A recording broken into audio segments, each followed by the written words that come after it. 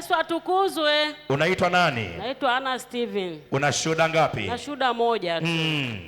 Kuna siku baba alisimama madhabahuni akasema anaona maiti napandishwa kwenye ndege. Ndio. Lakini kifo chake huyo mtu ni cha kutatanisha. Muda huo na mimi na mdogo wangu yuko mochwali. Wapi? Songea Pelamio.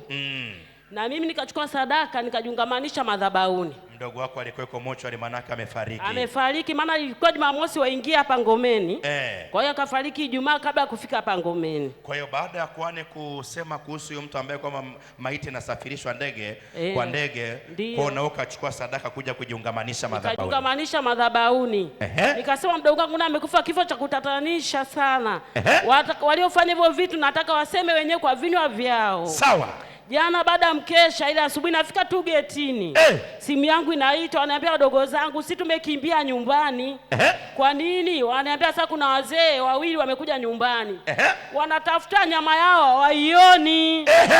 Nikaambia nyama gani? Akasema si mdogo wako hawamuoni. Wanatamka kabisa wenyewe. Watoto wamekimbia nyumbani mpaka leo hawapo nyumbani huko. Kwa hiyo wamekuja wanatafuta, wanasema tunatafuta nyama yetu. Wanatafuta nyama yao hawaioni. Watakutafuta sana lakini hawatakuona. Ongeza tena amina nyingine nzito.